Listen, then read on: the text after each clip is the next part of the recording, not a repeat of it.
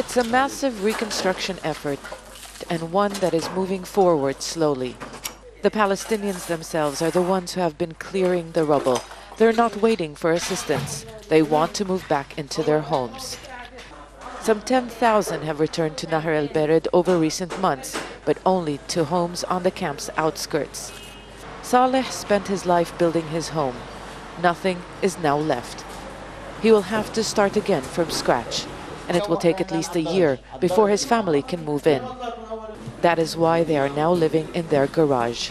It is here where they sleep, but he says it's better than being homeless. It has been 6 months since the fighting ended in the camp, but the scars can still be seen and the effects still felt. It's a daily struggle. There is no infrastructure in place. The houses still haven't been reconnected to the main water supply. Saad stops us and pleads for help. How are we going to sleep and eat? My house doesn't even have windows, and we have no money to rebuild. Similar stories echo around the destroyed camp. Thousands have lost their livelihoods. Behind these buildings is the area known as the Old Camp. It was reduced to rubble during last year's fighting, and it remains closed while the army continues to clear munitions. Most of the camp's residents, some 20,000 refugees, used to live there, and they're not returning anytime soon.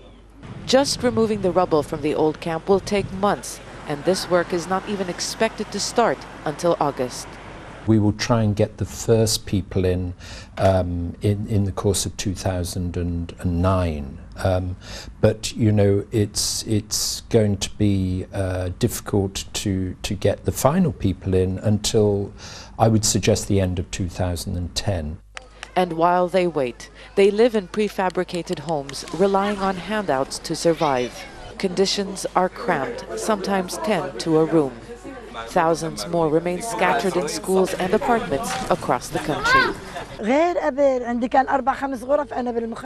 We used to have 4 or 5 rooms in a 2-story house. Now we're living in one.